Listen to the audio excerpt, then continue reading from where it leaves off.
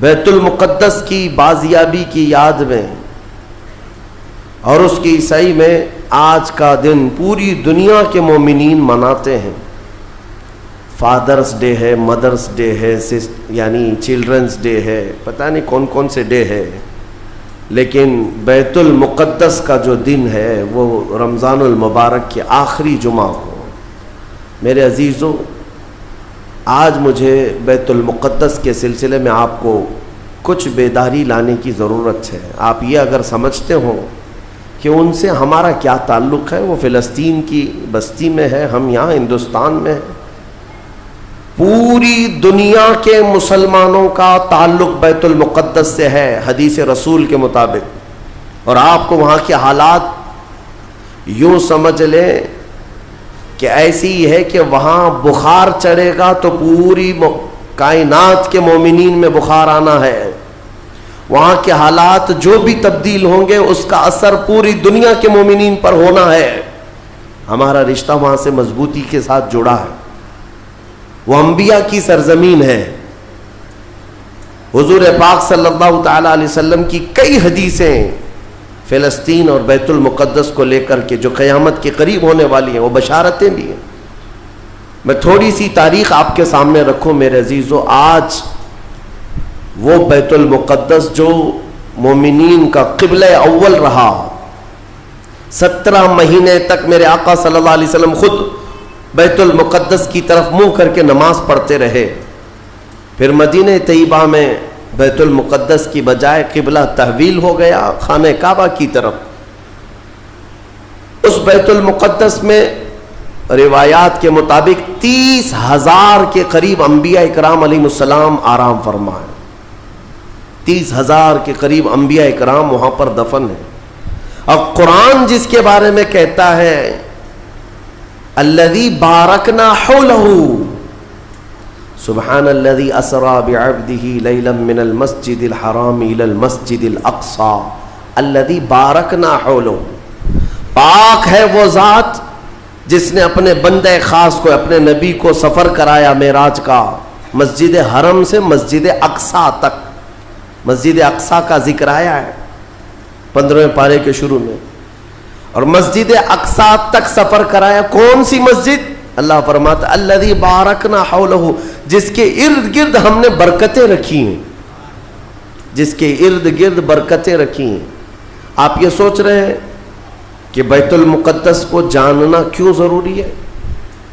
یہی سوال حضور پاک صلی اللہ تعالی علیہ وسلم کی زوجہ مطہرہ، ہم مومنوں کی ماں سیدہ میمونہ رضی اللہ تعالی عنہا نے عرض کیا تھا افتنا یا نبی اللہ عن بیت المقدس.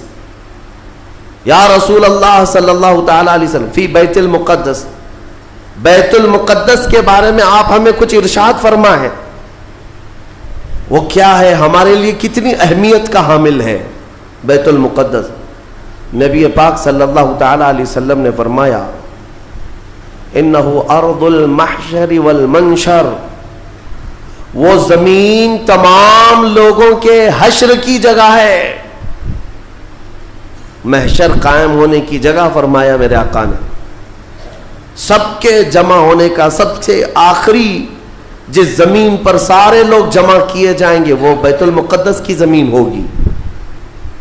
حضرت میمونہ نے پوچھا یا رسول اللہ صلی اللہ تعالی علیہ وسلم اس کے متعلق کوئی فضیلت؟ فرماتے ہیں میرے آقا صلی اللہ علیہ وسلم من احل بحجۃ او بعمرۃ من المسجد الاقصى الى المسجد الحرم غفر اللہ له ما تقدم من ذنبه او وجبت له الجنہ او كما قال رسول اللہ صلی اللہ علیہ وسلم. میرے آقا فرماتے جس نے مسجد اقصی بیت المقدس سے عمرے کا یا حج کا احرام باندھا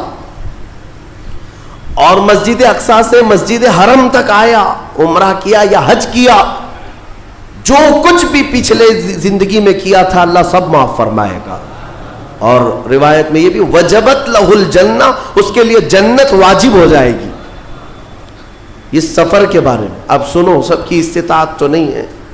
حضرت بی بی میمونہ نے یہی سوال کیا کہ جس کی طاقت نہ ہو میرے آقا وہ کیا کرے؟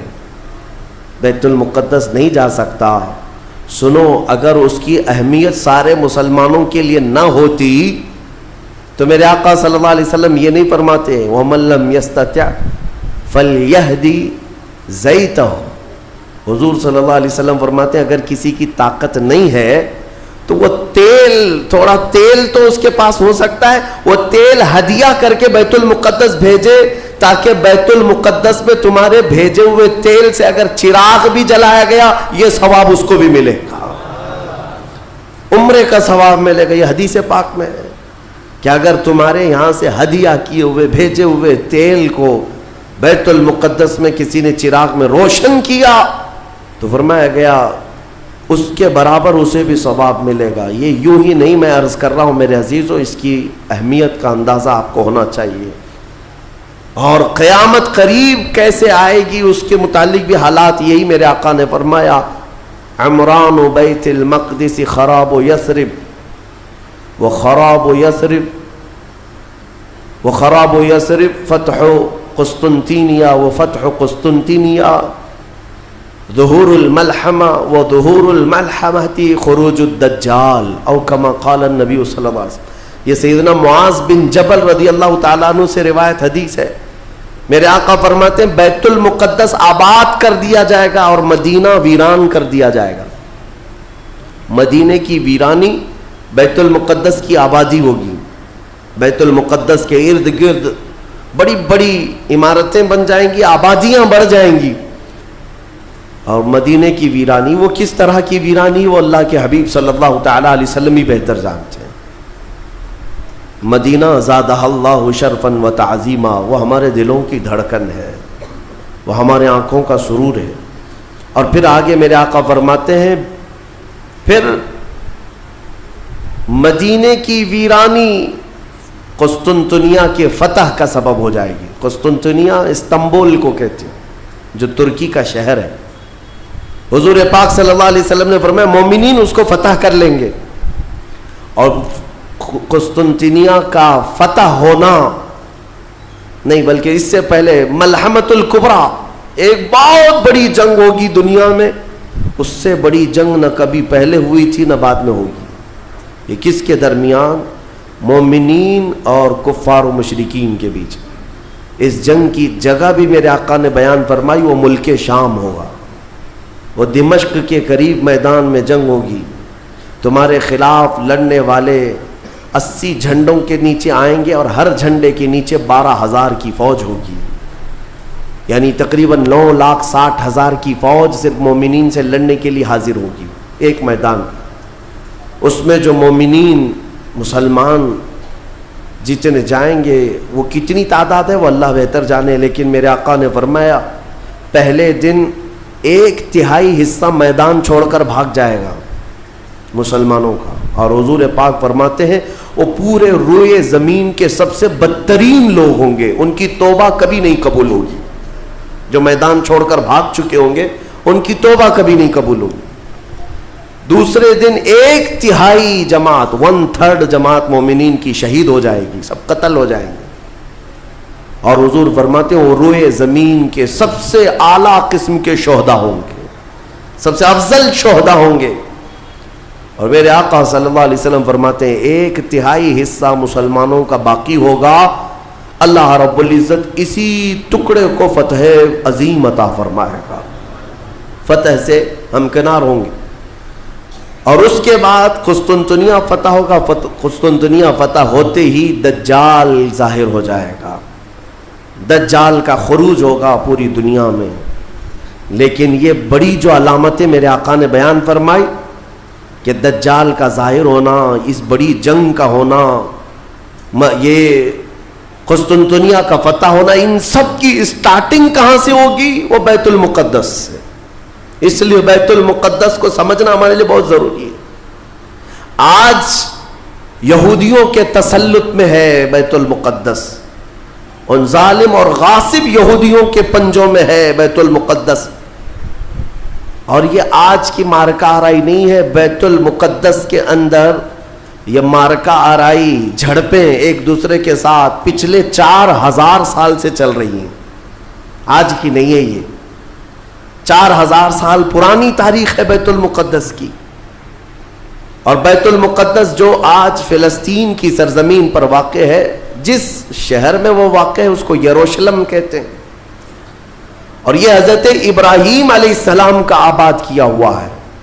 سیدنا ابراہیم علیہ السلام عراق کے رہنے والے تھے۔ عراق کے دریائے فرات کے قریب ایک چھوٹی سی بستی تھی بابل کے قریب، وہاں سے ہجرت کر کے ابراہیم علیہ السلام فلسطین آئے اور وہاں ان کی اولاد ہوئی۔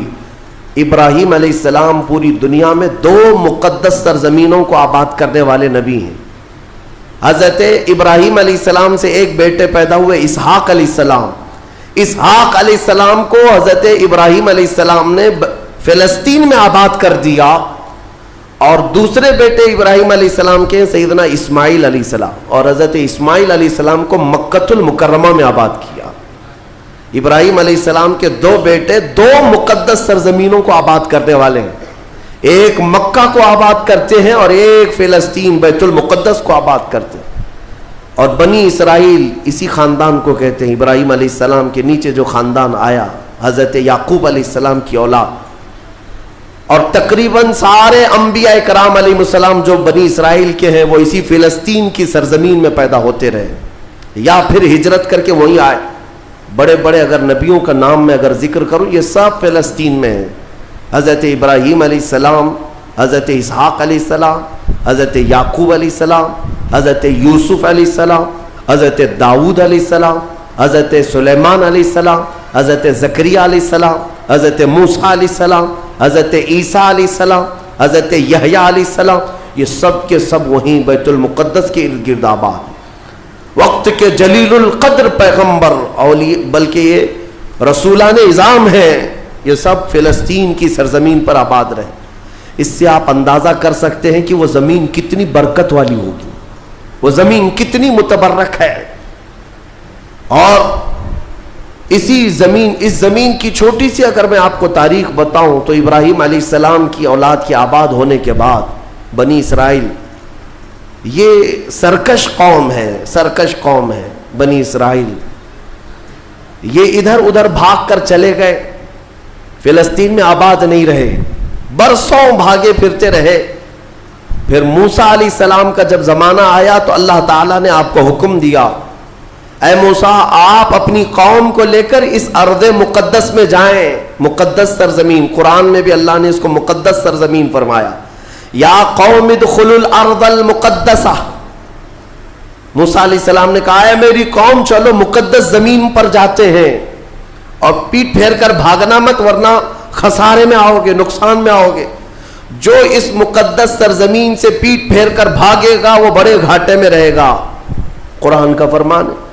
ان کی قوم جو ہے موسیٰ علیہ السلام کی، اس نے جواب کیا دیا جانتے ہیں؟ بیت المقدس کی طرف موسیٰ علیہ السلام بلا رہے تھے تو وہاں ایک دوسری قوم آباد تھی، قوم عمالقہ۔ وہ اونچے چوڑے لوگ تھے، بڑے ہٹے تگڑے لوگ تھے۔ موسیٰ علیہ السلام کی قوم گھبرا گئی اور کہا کہ ہم نہیں آئیں گے۔ قالوا انا لن ندخلها ابدا ما داموا فيها، جب تک یہ قوم اس زمین پر ہے ہم نہیں آئیں گے، ہم نہیں آئیں گے۔ موسیٰ علیہ السلام بلانے لگے، چلو ان سے لڑائی کریں گے، اللہ تعالیٰ فتح عطا کرے گا۔ تو انہوں نے کہا اذهب انت وربك فقاتلا انا هاهنا قاعدون، موسیٰ آپ اور آپ کا خدا جا کر اس قوم سے لڑے، ہم بیٹھ کر دیکھیں گے لڑائی کیسی ہوتی ہے۔ ان کی قوم کا جواب یہ تھا۔ تو موسیٰ علیہ السلام نے اللہ رب العزت کی بارگاہ میں اپنا عذر پیش کیا تو رب تعالیٰ نے فرمایا، اللہ تعالیٰ نے اب سزا کے طور پر اس قوم کے اوپر فرماتا ہے فَإِنَّهَا مُحَرَّمَةٌ عَلَيْهِمْ 40 سَنَةً يَتِيهُونَ فِي الْأَرْضِ، اب 40 سال تک ان میں کا کوئی بندہ اس مقدس سرزمین پر داخل نہیں ہو سکے گا۔ اللہ نے حکم فرمایا 40 سال ان پر یہ زمین حرام کر دی گئی، وہی بنی اسرائیل پر اندر آ نہیں سکو گے اس بیت المقدس پر۔ اور اس کے بعد رب تعالیٰ نے فرمایا یہ بھٹکتے رہیں گے 40 سال، یتیہون فی الارض، میدان تیہ، یہ صحرائے سینا آج بھی مصر کے وادیوں میں ہے، ہم گئے دیکھیں، پہاڑیوں کا ایک سلسلہ ہے، 100 کلومیٹر دور تک چین ہے پہاڑیوں کی، پہچان نہیں پائیں گے. اگر کسی ایک پہاڑی کے بیچ میں چھوڑ دیا جائے تو زندگی پر بھٹکتا رہے. تو اس بنی اسرائیل کو ان پہاڑیوں کے بیچ میں چھوڑ دیا گیا. ان کو راستہ نہیں ملتا تھا. کب تک؟ 40 سال تک راستہ نہیں ملا. بھٹکتے رہے. وہ ان پہاڑیوں سے باہر آ ہی نہیں پاتے. ایک پہاڑ کراس کرتے سامنے سیم دوسرا پہاڑ نظر آتا, اس کو کراس کرتے تیسرا بھی سیم ویسا ہی نظر آتا. 40 سال گزر گئے بھٹکتے ہوئے. پھر موسیٰ علیہ السلام کی بھی وفات ہو گئی, ہارون علیہ السلام کی بھی وفات ہو گئی. اب یہ جتنے نافرمان تھے یہ مر گئے. ان کی جو نئی نسل آئی, چھوٹے جو بچے تھے, اب وہ جوان ہوئے تو ان کی سوچ مثبت تھی, فکر اچھی تھی. اس وقت اس بنی اسرائیل کے نبی یوشع بن نون تھے, حضرت موسیٰ علیہ السلام کے خادم بھی رہے, یہ اللہ کے نبی تھے. انہوں نے اپنی قوم کو اکٹھا کیا اور سب کے دلوں میں پھر بات ڈالی, آج سے 40 سال پہلے تمہارے باپ داداؤں پر بیت المقدس کی سرزمین حرام کر دی گئی تھی, اب چلو. تو انہوں نے کہا قوم عمالقہ اب بھی ہے, وہاں پر لڑائی ہوگی. انہوں نے کہا چلو میں تمہارے ساتھ ہوں. جب وہ نکلے بیت المقدس کے راستے پر, وہی ہٹے کٹے لوگوں سے ان کا مقابلہ ہوا, قوم عمالقہ سے. صرف دوپہر سے عصر کے درمیان وہ پوری قوم شکست کھا کر بھاگ گئی اور اللہ نے بیت المقدس بنی اسرائیل کو عطا فرمایا. اللہ کے حکم پر اگر چل کر کے دیکھا ہوتا, یہیں بیٹھ کر کے ارے وہ بڑے تگڑے لوگ ہیں, اونچے لوگ ہیں, یہ بنی اسرائیل کی عادت ہے. پھر اللہ رب العزت نے انہیں وہاں پر قرار دیا بیت المقدس. یہ یہودی کہلا ہے.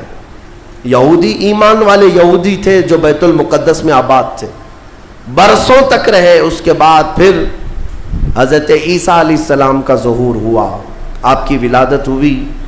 عیسیٰ علیہ السلام کے ساتھ ان یہودیوں نے بڑی بدتمیزیاں کی ہیں, ان کے قتل کا بھی منصوبہ بنایا, ان کی ماں پر الزام لگائے.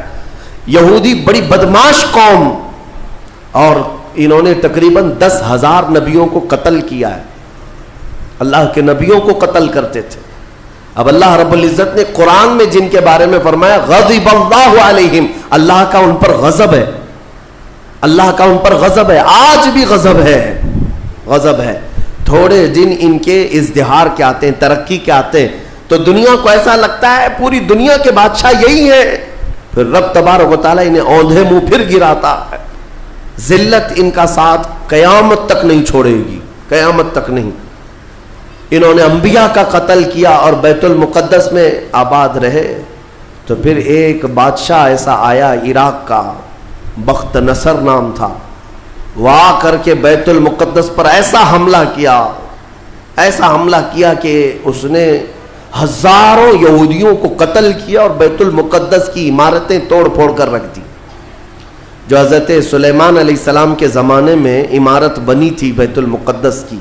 ہاں یہ بھی میں بتا دوں اس کی تاریخ کیا ہے. حضرت سلیمان علیہ السلام بادشاہ تھے, اللہ تعالیٰ نے حکم دیا کہ تم تعمیر کرو. تو بیت المقدس جب تعمیر کرنے لگے تو کس کی مدد سے؟ جنات کی مدد سے آپ تعمیر کر رہے تھے. سارے جنات کو کام پر لگا دیا تھا, اور سارے جن صبح شام دوپہر کام پر لگے تھے اور مسجد بنا رہے تھے بیت المقدس.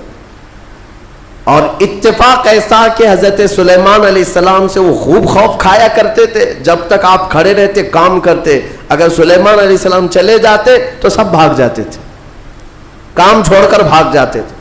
تو سلیمان علیہ السلام اپنا عصا لے کر کے کھڑے رہے اور کام کرانے لگے. اب اتفاق ایسا ہوا کہ سلیمان علیہ السلام دن میں بھی نہیں جا رہے, رات میں بھی نہیں جا رہے, کھڑے ہی کھڑے ہیں, اور دن رات ان کا کام چالو ہے. لیکن ہوا یہ تھا کہ سلیمان علیہ السلام کی وفات ہو چکی تھی. کھڑے کھڑے آپ کا انتقال ہوا ہے حضرت سلیمان علیہ السلام کا, اور اپنے عصا کے سہارے کھڑے رہ گئے انتقال کے بعد بھی. یہ صرف اور صرف نبوت کی شان ہے, یہ صرف نبیوں کی شان ہے. قرآن میں ہے, اللہ تعالیٰ نے فرمایا فلما تبینت الجن, جنات کو کب معلوم ہوا پتا ہے؟ دیمک نے حضرت سلیمان علیہ السلام کی لکڑی کو کھا لیا. یہ جو عصا تھا دیمک کھا گئی. دیمک کھانے کی وجہ سے لکڑی ٹوٹی. تو لکڑی ٹوٹنے کے بعد حضرت سلیمان علیہ السلام زمین پر آ گرے. تب جنات کو پتا چلا ان کا تو کب کے انتقال ہو چکا ہے، اور اس وقت تک بیت المقدس کی تعمیر ہو چکی تھی، ہاں، جس کو روایات میں ہیکل سلیمانی بھی کہا گیا ہے۔ بیت المقدس، ہیکل سلیمانی، یہ الگ الگ ووادت جو معاملات ہیں، میں اس کو پھر کبھی عرض کرتا ہوں۔ یہ تعمیر مکمل ہوئی اور وہی یہودیوں کے لیے مقدس جگہ، اور بخت نصر نے جس کو توڑا وہی ہیکل سلیمانی تھا، اور اس کے نیچے بہت ساری ان کی مقدس کتابیں جس سے جادو کرتے تھے وہ سب دفن کر دی گئیں۔ سلیمان علیہ السلام کی کرسی وہ بھی دفن کر دی گئی۔ آج بھی یہ یہودی جو کھدائی کر رہے ہیں اسی کرسی کو تلاش کرنے کے لیے، اپنی باقیات، وہ جادو کی کتابیں تلاش کرنے کے لیے آج بھی یہ کھدائی کر رہے ہیں بیت المقدس کے ارد گرد۔ اور یہ جو تھرڈ ٹیمپل کہتے ہیں، تیسرا مندر تعمیر ہونا ہے، وہ تھرڈ ٹیمپل کا مطلب یہی ہیکل سلیمانی کو انہیں بنانا ہے، بیت المقدس کو ہدم کر کے، منہدم کر کے۔ یہ جو مسجد اقصیٰ ہے اس کو ختم کر کے انہیں وہاں پر تھرڈ ٹیمپل بنانا ہے، یہ ان کا خواب ہے۔ یہودی وہاں سے قتل ہوئے، عیسائیوں کا قبضہ آیا، عیسائی تقریباً 300 سال تک آباد رہے۔ پھر ایک بادشاہ آیا، ایران کا بادشاہ تھا خسرو، اس نے بدلہ لیا اور اس کے بعد یہودیوں کو پھر سے آباد کیا۔ پھر اس کے بعد ٹائٹس نام کا ایک عیسائی بادشاہ آیا، اس نے پھر دوبارہ بیت المقدس پہ حملہ کیا، اس نے قریب 1 لاکھ کے قریب یہودیوں کو پھر قتل کیا۔ یہ قتل کون کر رہے ہیں؟ عیسائی یہودی، اور دہشت گرد کوئی اور ہے۔ ہاں، پہلے زمانے کے دہشت گرد ہیں یہ، پرانے دہشت گرد۔ ایک ساتھ جینوسائڈ کرنا، جو نسل کشی کرنا، یہ یا تو عیسائیوں کا کام ہے یا یہودیوں کا کام ہے۔ ان کو قبضہ ملتا تھا تو ان کو مارتے، ان کو قبضہ ملتا تو ان کو مارتے۔ ٹائٹس نے پورا تباہ کر دیا۔ پھر بیت المقدس میں اس نے غلاظت ڈال دی، کچرے ڈال دیے، بہت کچھ برباد کرنے کے بعد یہودی وہاں سے نکل گئے۔ پھر میرے عزیزو، وہ عیسائیوں کا تسلط ویسا ہی برقرار رہا۔ کب تک؟ جب تک سیدنا عمر ابن خطاب کا زمانہ آ گیا۔ اسلام کا یہ فتوحات کا سلسلہ تھا۔ میرے آقا کے غلام جس طرف جا رہے تھے زمینیں ان کے قدموں میں آ رہی تھی، یہ وہ دور تھا۔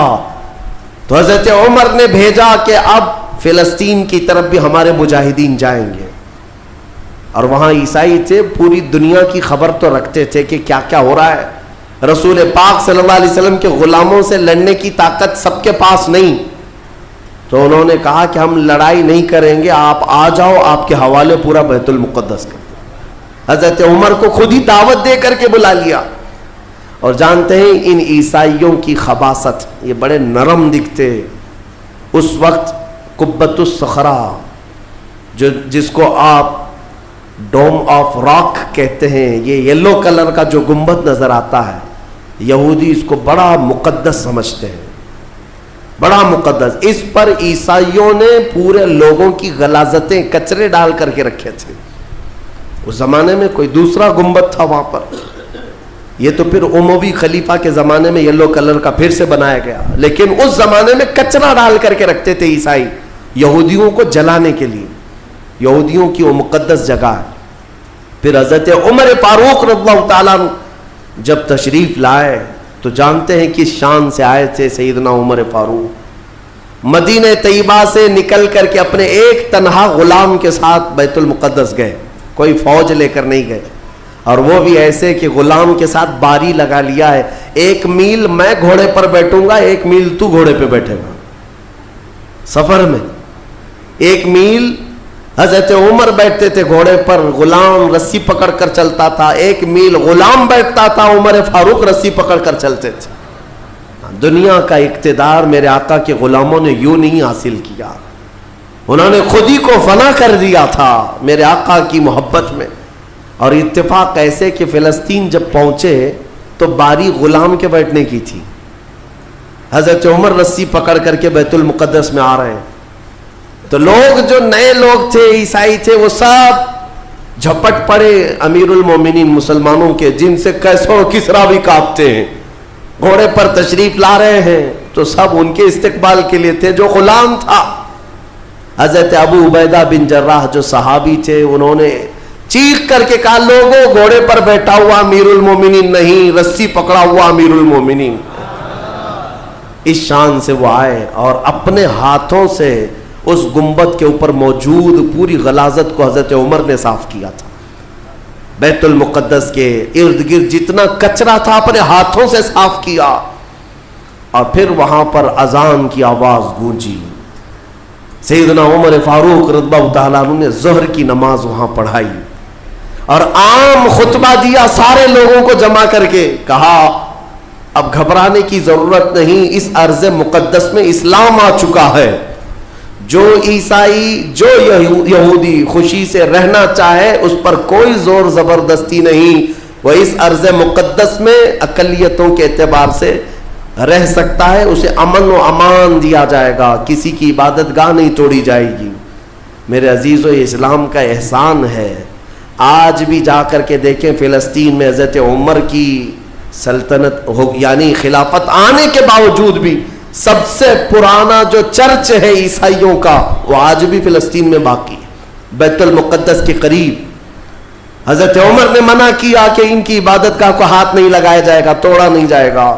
سب کو امان دیا گیا ہے, سب کو امان دیا گیا ہے. اگر ایسے ہی ہمارا تسلط ہر جگہ ہو اور ہم مندروں کو توڑنے والے ہوتے تو 700 سالوں میں پتہ نہیں کیا کیا صاف کر چکے ہوتے. اسلام اس کی تعلیم دیا نہیں, تمہیں آزادی دی ہے کہ جو تمہارے ماتحت ہیں انہیں اپنی عبادت کرنے دے دیا جائے. ذمیوں کو جو اپنے دین میں قائم رہنا چاہتے ہیں انہیں چھوڑ دیا جائے گا, انہیں مارا نہیں جائے گا. حضرت عمر فاروق رضی اللہ تعالیٰ عنہ کے زمانے سے لے کر بیت المقدس مکمل اسلام کے دائرے میں رہا. یہ تقریباً 200 سال تک چلا, تقریباً 200 سال تک. پھر خلفاء جو آئے, فاطمی خلفاء, عباسی خلفاء, سلجوقی خلفاء, جو خلیفے تھے آپس میں ہی لڑ مر رہے تھے دولت کے لیے, پیسے کے لیے, علاقے کے لیے. ان کی آپسی لڑائیوں کی وجہ سے دوبارہ کمزوری آئی مسلمانوں کے درمیان, اور پھر سے صلیبی طاقتیں عیسائیوں کا پھر سے غلبہ ہو گیا. پھر سے بیت المقدس کو انہوں نے ہڑپ لیا. پھر 100 سال تک بیت المقدس پر ان کا راج چلتا رہا, 100 سال تک. پھر انہوں نے یہودیوں کو مارا اور بیت المقدس میں جتنے مسلمان تھے سب کو عیسائیوں نے قتل کیا تھا. مسلمانوں کے خون کو فلسطین میں ایسا بہایا گیا تھا کہ لوگ چلتے تھے تو ہر ایک کا پیر خون سے بھیگ جاتا تھا, سڑکوں پر خون بہتا تھا انسانوں کا. عیسائیوں نے یہ قتل عام کیا تھا. 200 سال حضرت عمر فاروق رضی اللہ تعالیٰ عنہ کے فتح کے بعد, پھر 100 سال ظلم جبر استبداد کے بعد, پھر وہ وقت آیا کہ جب مولا تعالیٰ نے صلاح الدین ایوبی کو پیدا فرمایا. اور صلاح الدین جیسا جرنیل ہم نے تاریخ میں دیکھا نہیں. وہ عاشق رسول تھا, فنا فی الرسول تھا, زندگی سب وقف کر دیا تھا بیت المقدس کے نام پر. تقریباً 18 سال تک جنگلوں, بیابانوں, ویرانوں میں بھٹکتے رہے اپنی فوج کو لے کر. کتنوں سے مقابلہ کیا, اپنوں سے بھی غیروں سے بھی, کیونکہ جماعت کے غدار منافقین سے آپ کا بڑا مقابلہ ہوا ہے.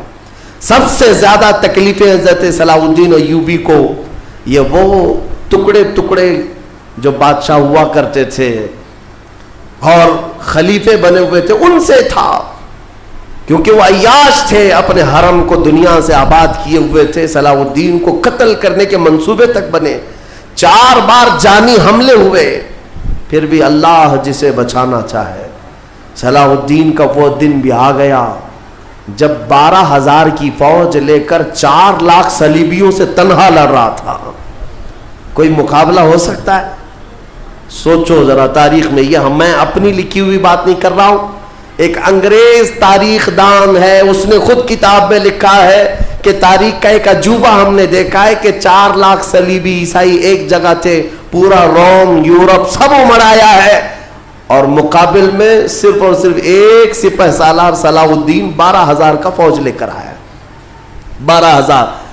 وجہ یہ ہے میرے عزیزوں, 4 لاکھ وہ لائے ہوں گے, کھانے پینے والے, لوٹنے کھسوٹنے والے, لیکن صلاح الدین کے ساتھ جو 12,000 تھے وہ جان کا ہدیہ گنبد خضرا میں پیش کرنے والے تھے، ان عاشقوں کی جماعت تھی، اور اللہ تعالیٰ نے صلاح الدین ایوبی کو فتح عطا فرمائی، پھر سے پرچم اسلام لہرایا۔ میرے عزیزوں، یہ تاریخ تھی 6 صدی ہجری کی، اب یہ 15ویں صدی آ گئی ہے۔ 6 صدی ہجری سے لے کر بیت المقدس اذانوں سے گونجتا رہا، نمازوں سے آباد رہا، مومنین کا وہاں پر جمع غفیر رہا، لاکھوں کی تعداد میں لوگوں کا آنا جانا چلتا رہا، بلکہ بڑے بڑے جید علماء صالحین وہاں پر آباد ہوئے۔ امام غزالی رحمۃ اللہ تعالی علیہ کر کے کتنے لوگوں کو اللہ نے ولایت ہے کہ بیت المقدس 800 سال کے قریب ہو گئے صلاح الدین ایوبی کو واپس لائے ہوئے، لیکن پچھلے 100 سال سے پوری دنیا کے یہودیوں کے اندر ایک یہ فکر پیدا ہوئی کہ ہماری ایک ریاست ہونی چاہیے، ہمارا ایک ملک ہونا چاہیے۔ یہ مارے پوری دنیا میں پھر رہے تھے، ہٹلر نے ان کو مارا تو امریکہ میں چلے گئے، امریکہ میں مارے گئے تو برطانیہ میں گئے، برطانیہ سے فرانس میں گئے، جگہ جگہ یہ تھوڑے آباد ہوتے رہے۔ اور اس کے بعد پھر ان کے اندر ایک تحریک پیدا ہوئی 18ویں صدی عیسوی میں کہ تمہاری اپنی ایک ریاست ہونی چاہیے۔ تو ان کی اپنی ریاست، اتنا اپنا ملک چاہیے، کہاں؟ وہی مقدس زمین جو تمہارے باپ داداؤں کی، کیونکہ یہودی یعقوب علیہ السلام کی اولاد میں اپنے آپ کو کہتے ہیں، تو اس سرزمین پر جانے کے لیے کوششیں کرتے رہے۔ لیکن فلسطین اس زمانے میں خلافت عثمانیہ کا حصہ تھی، جو ترکی کے بادشاہ تھے، ترکی کے انڈر میں فلسطین آتا تھا، تو وہاں پر ان کی مجال نہیں تھی۔ لیکن ہوا یہ کہ 1914 سے 1918 کے بیچ میں فرسٹ ورلڈ وار ہوئی، دنیا کی سب سے بڑی جنگ، پہلی جنگ عظیم، جس میں ترکیوں نے جرمنی کا ساتھ دیا اور ہار گئے برطانیہ انگلینڈ کے مقابل میں۔ تو ہارنے کی وجہ سے ہوا یہ کہ ترکی کی ساری خلافت ختم ہو گئی، خلافت عثمانیہ کے ٹکڑے ٹکڑے ہو گئے، 50 ملکوں پر ان کی اکیلی حکومت تھی، سب ٹکڑے ہو گئے، ترکی کو سب ختم کر دیا گیا، خلافت ختم کر دی گئی۔ یہ 1920 میں خلافت ختم کر دی گئی، اور پھر برطانیہ انگلینڈ کے تسلط میں، اس کے قبضے میں فلسطین بھی آیا۔ یہ وہ زمانہ تھا جب ہمارا انڈیا بھی انگلینڈ کے انڈر میں تھا، ہمارا بھارت بھی۔ برطانیہ ہر ملک فتح کرتے ہوئے اپنے اندر لیتے جا رہے تھے، یہ انگریزوں کی عادت تھی۔ تو فلسطین بھی ان کے اندر میں تھا۔ تو اب ان لوگوں نے یہودیوں کے لیے ایک عام اعلان کیا، ڈکلیریشن آف بالفور کہا جاتا ہے، ایک بالفور اعلامیہ، جس میں اعلان کیا گیا کہ دنیا بھر کے جو بھی یہودی ہیں وہ ہجرت کر کے یہاں آئے، انہیں گھر دیا جائے گا۔ 1921 سے پھر فلسطین میں ایک چھوٹی سی بستی میں ان کو بسایا گیا، 4000 لوگ پہلے آئے، 4000 لوگ آئے، پھر یہ ہجرت کا سلسلہ چلتا رہا یہاں تک کہ 1947 میں ان کی آبادی 36 لاکھ کے قریب ہو گئی، 30-35 لاکھ سے بڑھ کر کے آگے بڑھ گئے۔ اور اس کے بعد پھر 1948 میں ان ظالموں نے اقوام متحدہ UN کی مدد سے یہ اعلان کر دیا پوری دنیا میں کہ اب یہ فلسطین نہیں ہے، اس کا آدھا حصہ اسرائیل ہے، یہ ہمارا ملک ہے۔ بات در حقیقت یہ تھی کہ UN میں، اقوام متحدہ میں یہ بل پاس ہوا تھا کہ یہودیوں کو بھی رہنے دیا جائے، مسلمانوں کو بھی۔ اس فلسطین کے 2 ٹکڑے کیے جائیں گے، ایک مسلمان فلسطین بنائیں گے اور ایک یہودی اسرائیل بنائیں گے۔ آج بھی یہ اقوام متحدہ UN کا یہ بل آج بھی موجود ہے، اقوام متحدہ سے یہ بل پاس ہوا۔ یہودی تو مان گئے، لیکن پورے عرب کے مسلمان اس کے خلاف تھے کہ عربوں کے بیچوں بیچ ایک یہودی ریاست کیسے قائم ہو سکتی ہے، یہ ہمارا مقدس معاملہ ہے، مقدس سرزمین سے ہمارا تعلق ہے۔ احتجاج کرتے رہے، لیکن ان یہودیوں نے مال کے ذریعے، عورتوں کے ذریعے سارے عرب ملکوں کے جو بادشاہ تھے ان تک اپنا تسلط جما لیا۔ کئی ایسے عرب بادشاہ ہیں جن کی بیویاں یہودی ہیں، ان کے گھروں تک یہ پہنچ گئے اور ان کو ایسا نیوٹرل کر دیا کہ اب وہ فلسطین کے بارے میں بات نہ کریں. ہوا یہ کہ اسرائیل تو بن گیا لیکن آج تک فلسطین نہیں بن سکا. فلسطین کا وجود دنیا نہیں دکھاتی, گوگل میں چیک کرو تو نہیں بتاتا, فلسطین کوئی جگہ نہیں.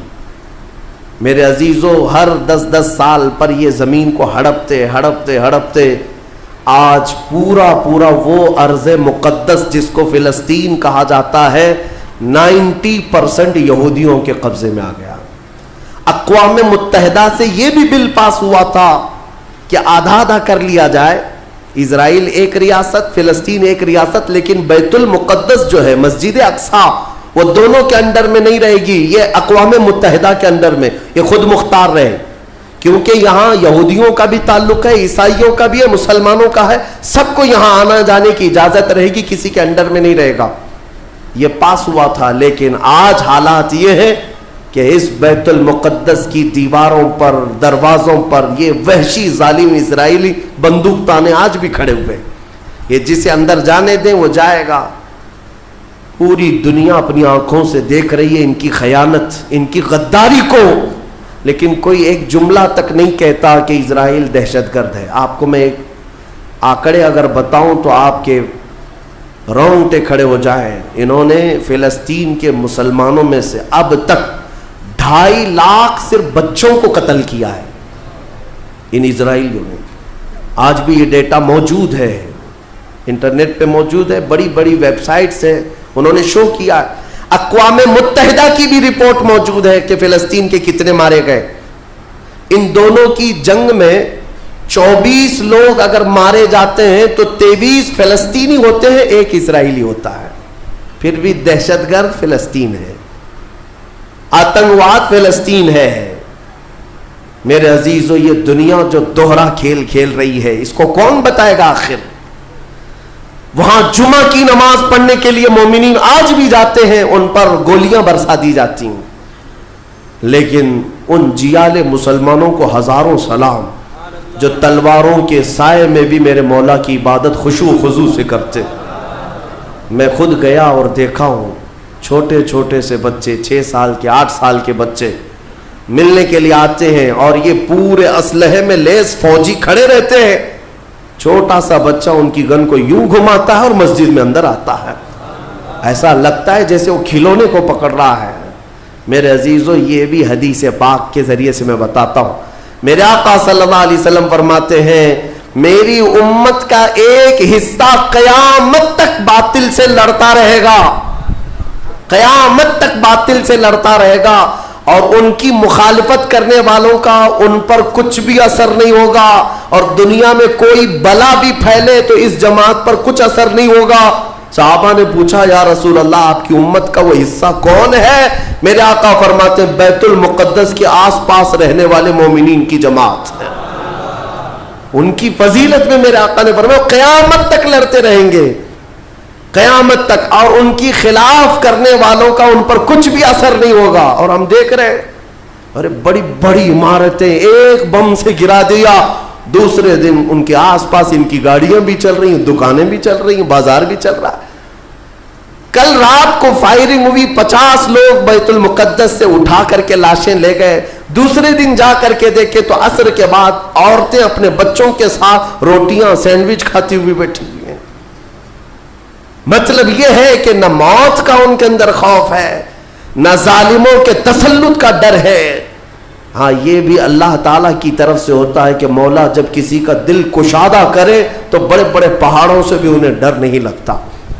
اور ایک حدیث میرے آقا صلی اللہ علیہ وسلم نے فرمایا کہ سید البقاع بیت المقدس, سید الصخرۃ صخرۃ بیت المقدس. حضور نے فرمایا پوری روئے زمین کا سردار جو حصہ ہے وہ بیت المقدس کا حصہ, سردار حصہ. اور گنبدوں میں اگر سردار گنبد ہے تو بیت المقدس کا گنبد ہے, یہ میرے آقا نے فرمایا. اور حضور فرماتے ہیں تم دیکھنا کہ اخیر زمانے میں سارے لوگ اس زمین کی طرف ہجرت کر جائیں گے. جب ایسی ہجرت کا وقت آ جائے حضور فرماتے ہیں فَلْزَمْهُمْ, تم لازم پکڑ لینا, اس جماعت کے ساتھ چلے جانا. کیونکہ خیر پوری دنیا میں صرف وہی ہوگا اور کہیں نہیں ہوگا. اور آج جو حالات دیکھ رہے ہیں نا, یہودیوں کا تسلط ہے, ان کا قبضہ ہے, میرے عزیزوں چند دنوں کی بات ہے. میں قرآن سے اور حدیث سے, وقت ہوتا تو میں آج, چونکہ یہ جمعۃ الوداع ہے اور یوم قدس کے نام سے پوری دنیا آج منا رہی ہے, اس لیے میں نے تمہارے سامنے یہ باتیں رکھی ہیں. بیت المقدس کیا ہے؟ بیت المقدس کے بارے میں میرے آقا صلی اللہ علیہ وسلم نے فرمایا یہ ہمیشہ اب یہودیوں کے تسلط میں نہیں جائے گا. یہ میرا یقین ہے, دنیا ٹل سکتی ہے مگر میرے مصطفیٰ کا فرمان نہیں ٹلے گا. میرے آقا نے اگر فرمایا ہے تو وہ ہو کر رہے گا. حضور فرماتے ہیں خراسان سے ایک جماعت آئے گی. خراسان سے, خراسان یہ افغانستان اور ایران کا کچھ حصہ ہے, جس کو پرانے زمانے میں خراسان کہا جاتا تھا. میرے آقا فرماتے ہیں خراسان سے کالے جھنڈے لے کر کے ایک جماعت نکلے گی, اور وہ اتنی تیزی سے بڑھتی ہوئی بیت المقدس کی طرف آئے گی کہ دنیا کی کوئی حکومت اور کوئی طاقت ان کا راستہ نہیں روک سکے گی, اور وہ جھنڈے سیدھے لا کر بیت المقدس پر گاڑ دیں گے. تنصب بإیلیا, میرے آقا فرماتے ایلیا یہ بیت المقدس کی سرزمین کو کہتے ہیں, جھنڈے وہاں گاڑ دیے جائیں گے. اور حضور اکرم صلی اللہ تعالی علیہ وسلم نے یہ بھی فرمایا جب تم دیکھنا کہ یہ یروشلم بیت المقدس دار الخلافہ بن جائے. دار الخلافہ کا مطلب راجدھانی, حکومت کرنے کی جگہ بن جائے.